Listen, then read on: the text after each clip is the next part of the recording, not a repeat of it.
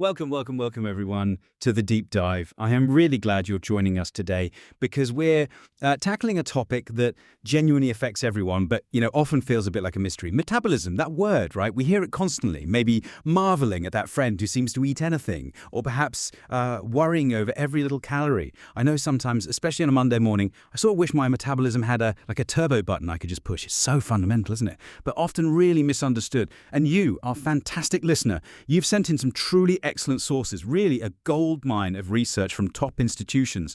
So we're going to unpack them, really dig in, cut through the noise, and get to what actually matters. Our mission today, well, it's clear. Put out the most vital insights, give you genuinely actionable, natural tips, things you can actually do. The goal is to help you understand your metabolism better, and crucially, how to actively boost it. This isn't about fads. Nope. It's about solid, science-backed knowledge for, lasting well-being. Okay, let's get into it. Because it really turns out there's so much we can actually control, naturally, to influence this incredible internal engine. That is absolutely the core message here, Our sources, they consistently point this out. Yes, it's true that things like genetics, your age, your gender, they definitely lay the groundwork for your baseline metabolic rate. But, and this is the really empowering part, there's just a wealth of natural strategies we can actually use to actively enhance it. At its heart, metabolism. It's way more than just how fast you burn calories for weight loss, right? It's really the sum total of all the chemical processes that keep you alive and functioning. It's converting the food you eat into energy. Energy for everything. Your heart beating, thinking, running, even just repairing cells while you sleep, all of it. It's like your body's own personal power plant, really dictating how efficiently everything runs. So this deep dive, we've designed it as kind of a shortcut for you to feel more energized, maybe manage weight if that's a goal, or just generally optimize your health, and crucially, without that feeling of information overload that's so common today. We've carefully gone through insights from really reputable places: Harvard Health, Mayo Clinic, Johns Hopkins, Cleveland Clinic, NIH, the Sleep Foundation, American Heart Association. So you can trust that everything we discuss is credible, it's evidence-based, and importantly, practical. Okay, so if metabolism is our engine, well, the first place we have to look is the fuel, right? Oh. What are we putting in? And our sources, unanimously point to one really powerful starting strategy: kickstarting your day with protein power. Making a high-protein breakfast a real priority to get that metabolic fire going right from the start. You've absolutely nailed a critical point there, a key insight, and it comes up again and again, including from places like Johns Hopkins Medicine, is that protein has this significantly high thermic effect of food, high TF they call it. And that's not just jargon, it's a real measurable thing your body does. Your body uses substantially more energy, it burns more calories just to digest, absorb, and process protein compared to carbs or fats. Just to give you an idea, carbs might take, 5–10% of their own calories to digest, fats even less, but protein, it can demand anywhere from 20 to 30%. Think of it like your digestive system has to work much harder. It generates more heat, uses more energy breaking down those complex protein molecules. Wow, 20 to 30%. That's actually a huge difference. So it's not just the calories in the food, but the calories your body burns, just dealing with it. That's a really powerful insight, especially if you're tracking intake. But what about the longer term picture, beyond just digestion? Precisely, and that's where it gets even more interesting for metabolism, as sources like Harvard Health and the Mayo Clinic really stress. Protein's role in building and maintaining lean muscle mass, this is absolutely crucial, because muscle tissue is just so much more metabolically active than fat tissue. Let me put it this way. A pound of muscle might burn, say, 6 to 10 calories a day, just sitting there maintaining itself at rest. A pound of fat, maybe 2 or 3 calories. It's pretty minimal. So by getting enough protein, especially starting at breakfast, you're not just burning more calories during digestion right then, you're also giving your body the essential building blocks, amino acids, to repair and build more of that calorie-burning muscle. It's honestly a double win for your metabolism. An immediate boost from digestion, plus a sustained higher resting metabolic rate all day because you have more muscle. That's a brilliant way to think about it, giving your internal furnace this super efficient fuel. That not only sparks it up right away, but also builds stronger parts for it to run on 24/7, even when you're just, sitting at your desk. Okay, so for our listeners, make it practical. What are some good examples? What should they aim for in that first meal? Yeah, good question. The sources give lots of great options, really. If you like animal proteins, eggs are fantastic. An omelet, scrambled eggs, maybe add some veggies. Greek yogurt is another powerhouse, high in protein. Or even a small portion of lean meat like chicken or turkey breast could work.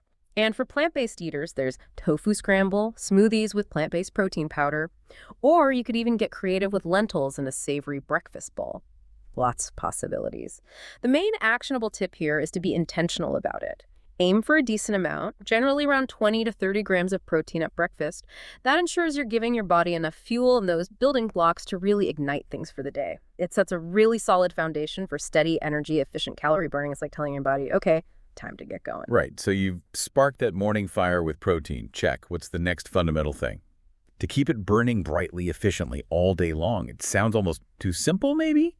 But the sources keep highlighting it. Hydration, drinking more water. We all know we should, but maybe we don't quite grasp the metabolic side of it. It's so true. And often it's one of the most overlooked strategies, yet really impactful. It's a consistent finding, backed by research cited by the Mayo Clinic, the American Heart Association.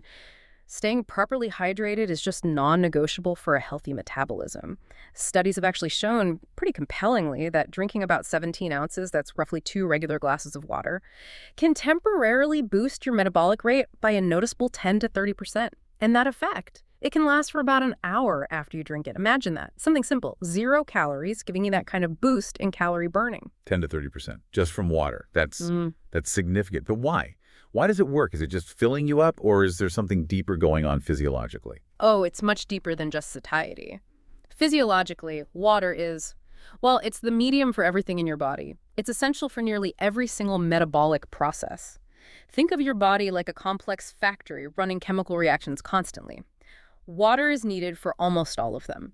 Converting food to energy, transporting nutrients, getting oxygen to cells, removing waste.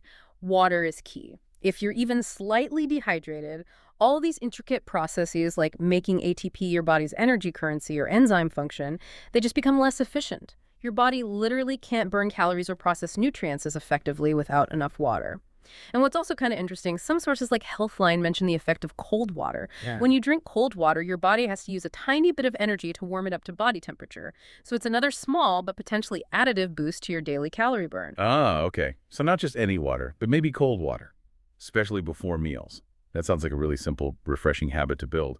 But what about people who just find it hard to drink enough water? Any tips to make it easier? Absolutely. Making it appealing is key. So yeah, drinking a glass of cold water before meals is great. It can also help you feel fuller, maybe eat a bit less.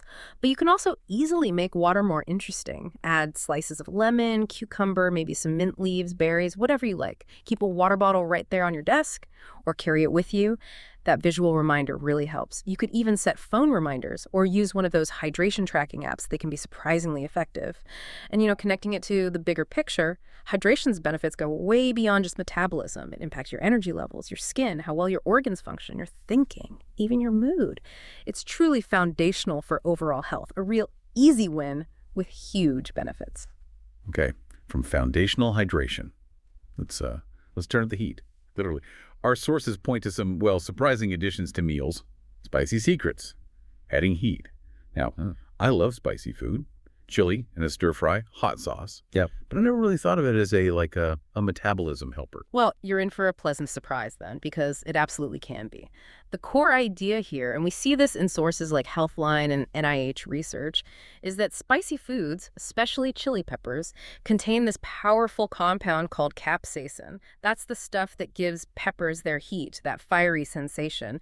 And it's also known to give your metabolic rate a temporary boost. So it's not just the feeling of being hot. It's an actual chemical thing happening inside. How does that work exactly? That's right. It's quite fascinating, actually. When you eat capsaicin, it stimulates something called thermogenesis. That's basically your body's process of producing heat, like a slight internal warming. And producing heat requires energy, right? So that energy expenditure means you're burning more calories. But it might even go a bit further. Some evidence suggests capsaicin can also help boost fat oxidation, meaning your body gets a little better at using stored fat for fuel. It seems to do this by stimulating the release of hormones like adrenaline, which signal fat breakdown. So yeah, that little kick isn't just for taste, it's nudging your internal furnace to work a bit harder and maybe burn fat more effectively. That is fascinating. So sprinkling some chili flakes on pasta, adding jalapenos to salsa, it's not just flavor, it's actively doing something for my calorie burn. That's a spicy secret I can definitely get behind. Exactly. And the sources suggest really simple ways to do it. Sprinkle red chili flakes, add fresh peppers like serranos or maybe habaneros if you're brave, even cayenne pepper in drinks or soups. The key seems to be consistent, moderate intake, not necessarily overwhelming heat.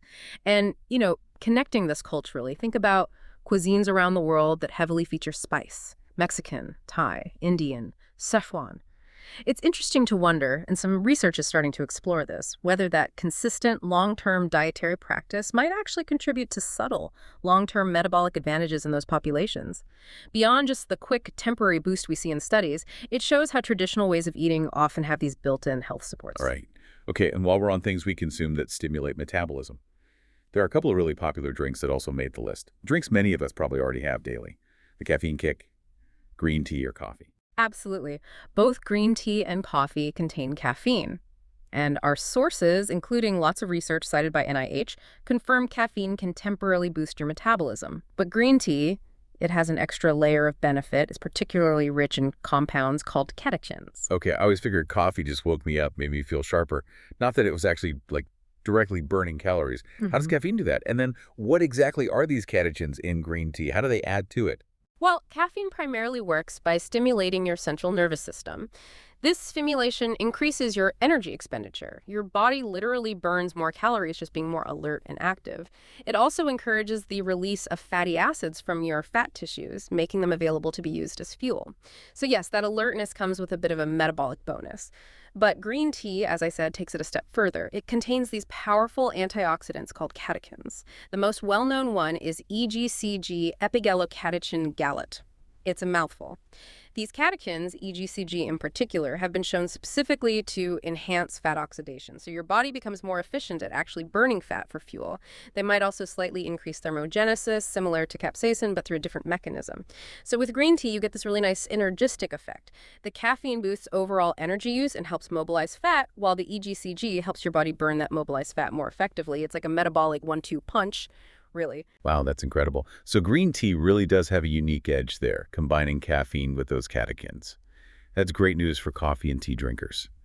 Are there any, important tips or warnings from the sources? How to best consume them for this benefit? Yes, definitely some key points.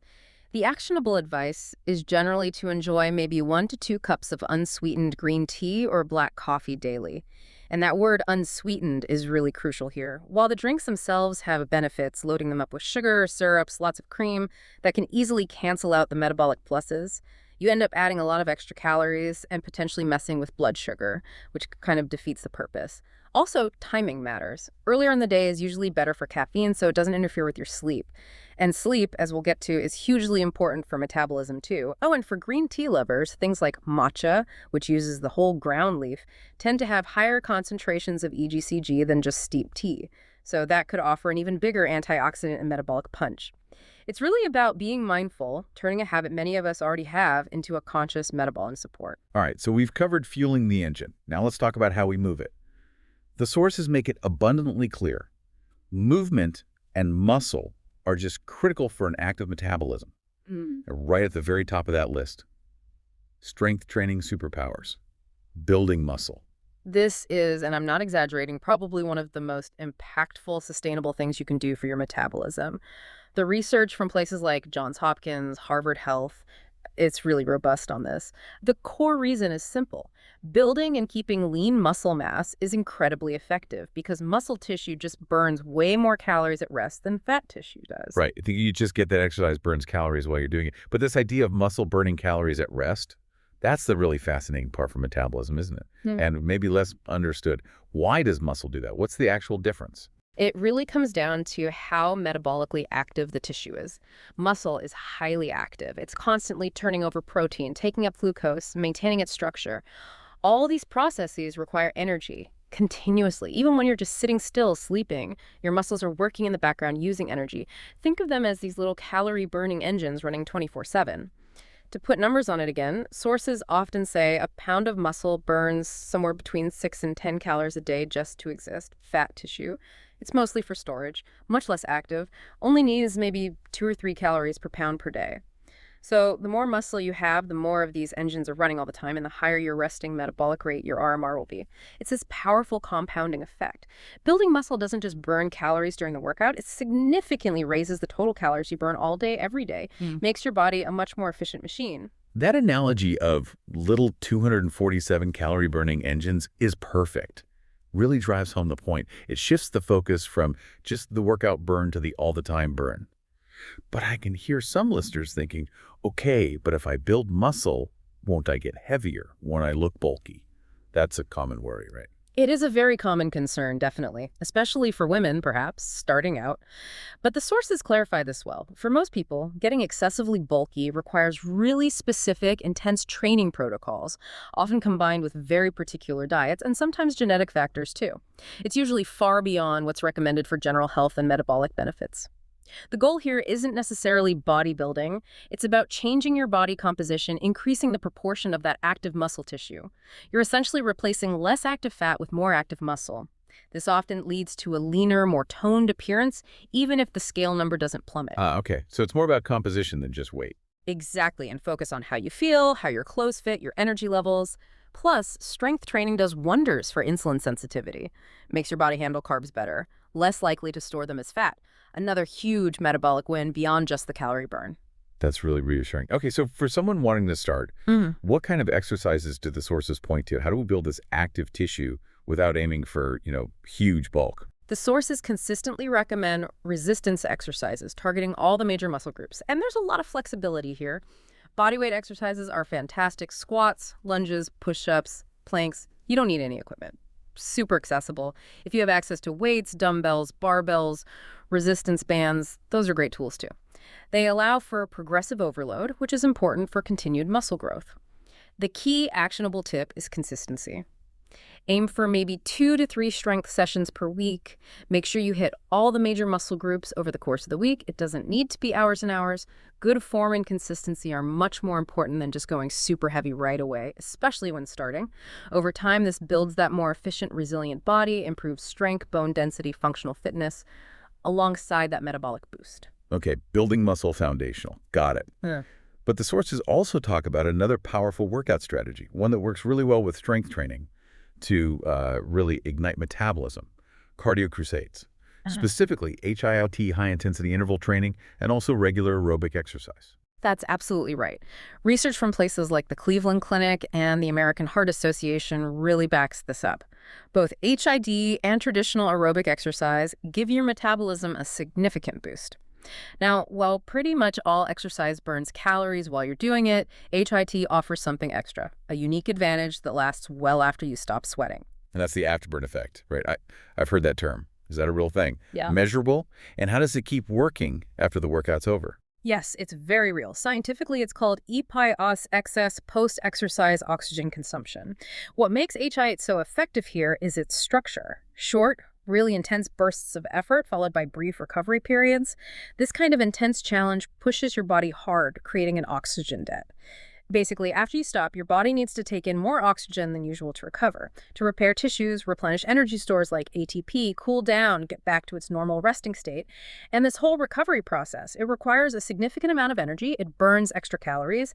This elevated calorie burn can last for hours, sometimes even, according to some studies, up to 24 or even 48 hours after the workout. So it's not just the calories burned during that intense 20 or 30 minutes, it's the sustained metabolic boost afterwards while you're just going about your day. Wow, that's incredibly efficient. Yeah. So those short, sharp bursts really tell your body, okay, recovery needs to be intense too, leading to that extended burn.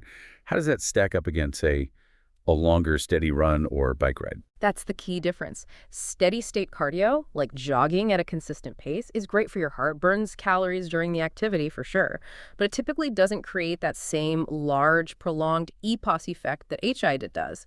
The physiological stress from HIIT is just greater, so the recovery demand and thus the afterburn is higher.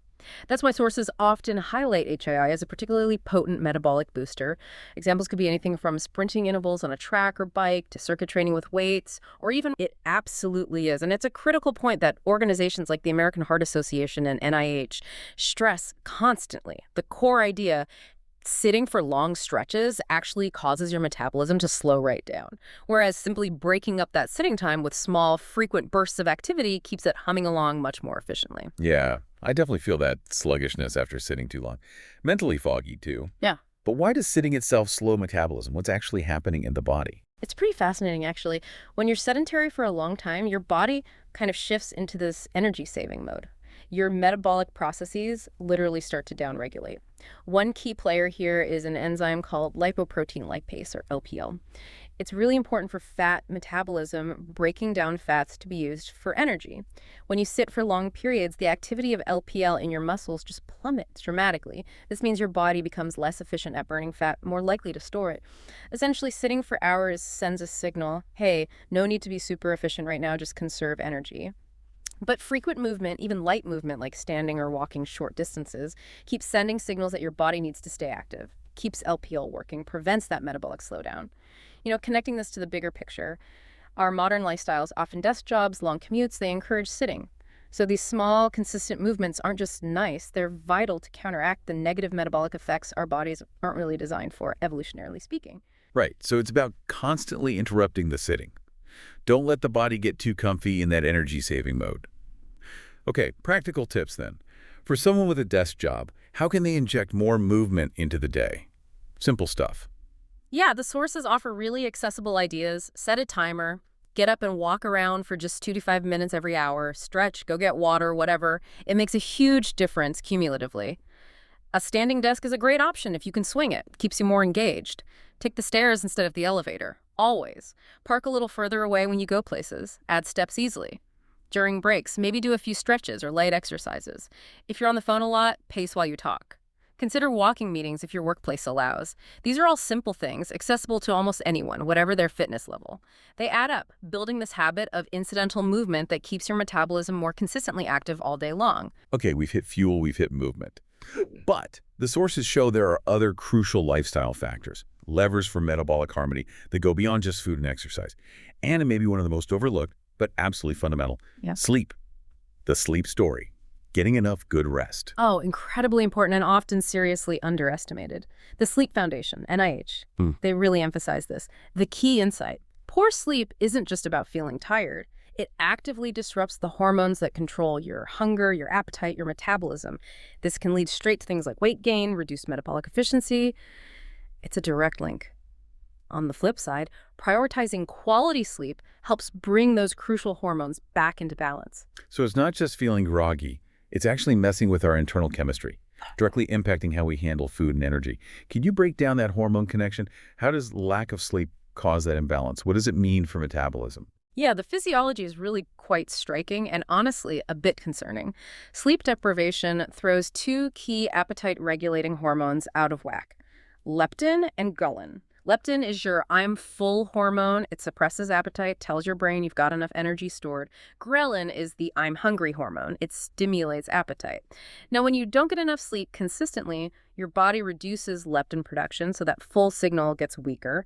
At the same time, it ramps up ghrelin production, so you feel much hungrier. And often you crave calorie-dense, less healthy foods specifically. It's a powerful biological drive. Wow, so less full, more hungry. Exactly. A double whammy pushing you to eat more, even if your body doesn't need it. And it doesn't stop there. Lack of sleep also tends to increase cortisol, the stress hormone, and cortisol encourages fat storage, especially around the midsection. So all these hormonal shifts combine to slow down your metabolic rate and make your body less efficient at processing food, more prone to storing fat.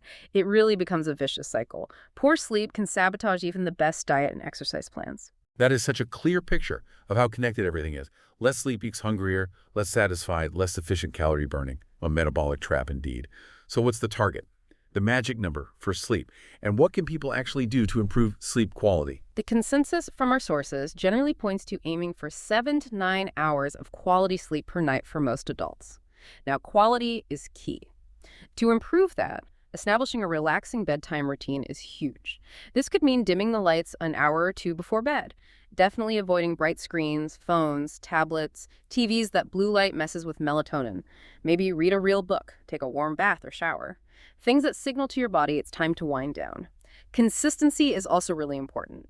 Try to go to bed and wake up around the same time each day, even on weekends. Helps regulate your body clock, your circadian rhythm, and your sleep environment matters too. Make sure your bedroom is dark, quiet, and cool.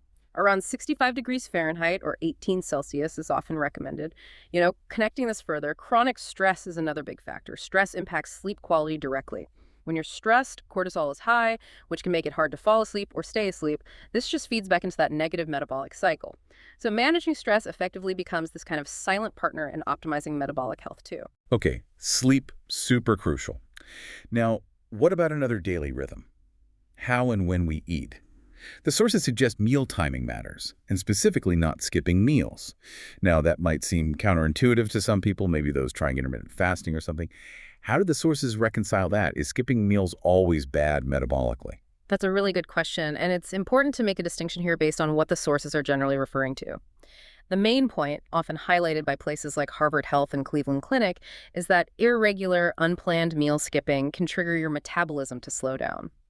Your body interprets that unpredictable lack of food as a potential threat, a sign of scarcity, so it goes into energy conservation mode.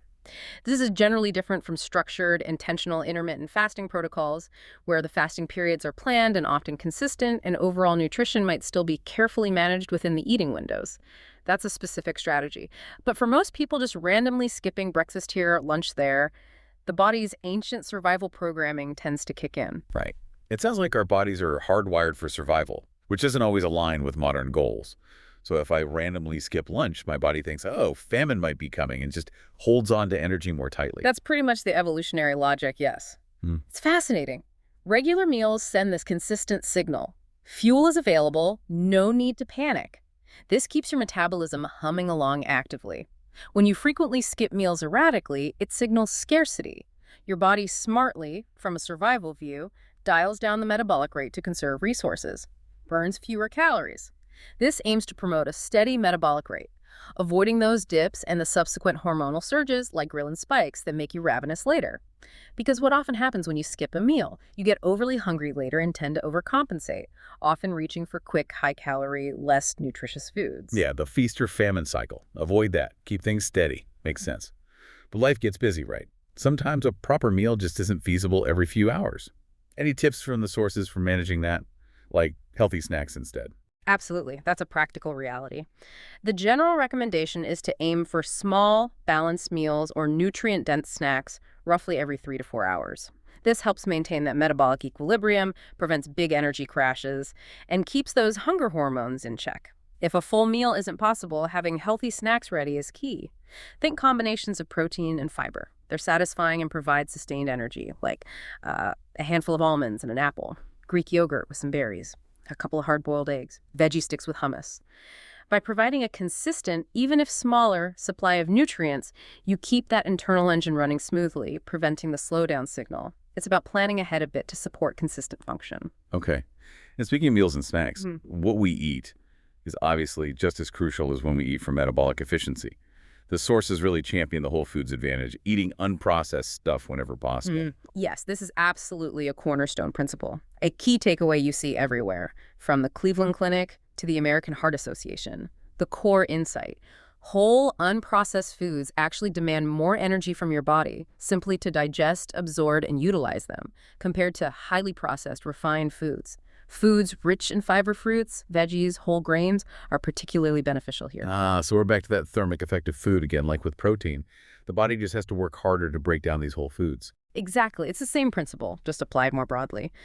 Whole foods naturally have a more complex structure. They've got fiber, vitamins, minerals, phytonutrients, all packaged together. Your digestive system has to put in more effort, more chewing, stronger stomach contractions, more complex enzymatic processes to unlock and absorb those nutrients. All that extra work burns calories. It contributes to a higher metabolic rate from digestion. Now, contrast that with refined foods. They're often stripped of fiber, many nutrients. They're essentially partially pre-digested. Their simpler structure means less work for your body, less energy spent on digestion, and often faster absorption, leading to blood sugar spikes. That's a great way to put it. Whole foods make your body work. Refined foods do some of the work for your body, maybe too efficiently for our own good. Really highlights why those super easy-eat processed snacks can be problematic. Okay, simple swaps then. What are some easy ways to get more whole foods in? Yeah, the sources suggest really practical swaps. Instead of white bread or white rice, go for 100% whole wheat bread brown rice, quinoa, oats. Choose whole fruits instead of fruit juice or sugary fruit snacks. You get the fiber, the nutrients, not just concentrated sugar. Opt for fresh vegetables over canned ones packed in salty or sugary sauces. Lean proteins like chicken, fish, beans, lentils. They require more digestive effort than processed meats like sausages or deli slices. Looking at the bigger picture again, beyond just the metabolic boost from digestion, whole foods are just nutritionally superior. They fuel your body better, support your gut microbiome with fiber, provide antioxidants. It's a total win for overall health and sustained energy. Wow. Okay. That was an incredibly thorough deep dive into mastering metabolism. We covered so much, from hormones to hydration, muscle to meal timing. What really truly stands out, looking across all these fantastic credible sources, is that boosting your metabolism naturally. It's not about finding one magic pill or some extreme fad diet, not at all. It really is about making consistent, sustainable changes, interconnected changes, across your diet, your movement, your whole lifestyle. It's the cumulative power, isn't it? All these seemingly small adjustments adding up to make a big difference over time. We went from protein at breakfast, spicy foods, to lifting weights, HUIT, the huge role of sleep. It all weaves together. And this knowledge, it's not just interesting facts. It's about empowering you, giving you tools for more energy, better weight management if that's your goal, and just feeling really informed and resilient in your health journey. That's exactly the bottom line. And connecting it to that bigger picture, these aren't just quick fixes, not at all. These are the fundamental building blocks for sustainable vitality, for long-term health, for having a body that works efficiently and feels good. Every single element we talked about, building that active muscle, staying hydrated for cell function, getting enough sleep to balance hormones, choosing whole foods, each one contributes to a more efficient, harmonious internal system. And they're all interconnected, right? You can't just focus on one and ignore the others and expect the best results. It really requires a holistic approach. They reinforce each other. The long-term payoff isn't just a temporary metabolic jump. It's building a foundation for lifelong health, great energy, better mood, a body that serves you well for decades. It's about creating that thriving internal environment. Absolutely. Now, I can imagine with all this fantastic advice, some listeners might feel a little overwhelmed, maybe wondering where to even start. So for someone feeling that way, who just wants to pick one or two things to try this week, what stands out to you as maybe the easiest, highest impact starting points? Because we definitely don't want people feeling overwhelmed. Progress, not perfection, right? That's always the goal. That's such an important point. Starting small is key for making changes stick. Okay, if I had to pick two really simple yet impactful starting points that the sources consistently back up. First, that glass of cold water right when you wake up, and maybe another before each meal. Super easy habit to build. Second, consciously aiming for that 20-30 grams of protein at breakfast. Plan it the night before if needed. Those two actions. Pretty straightforward to integrate, minimal disruption usually, but they send really powerful positive metabolic signals right away. Then, once you feel good about those, you can gradually layer in other things, build momentum. It's a journey. #tags house outro. This whole discussion really makes you think, doesn't it? It kind of leaves you with a question to ponder. If our bodies are constantly adapting to the habits we practice, the signals we send, what messages are you sending your metabolism each day, maybe without even realizing it? And how could consciously changing just one or two of those messages, how could that unlock a surprising new level of energy, vitality, maybe just feeling better overall? It's definitely food for thought. That is a powerful thought to mull over, something to really inspire action. Thank you so much for joining us on this really insightful deep dive into mastering metabolism. We genuinely hope you feel empowered, informed, and maybe even a little excited to try incorporating some of these natural science-backed strategies into your own life. Keep exploring, keep asking questions, and keep taking those small, consistent steps towards a healthier, more vibrant you. Until next time, stay curious and keep diving deep.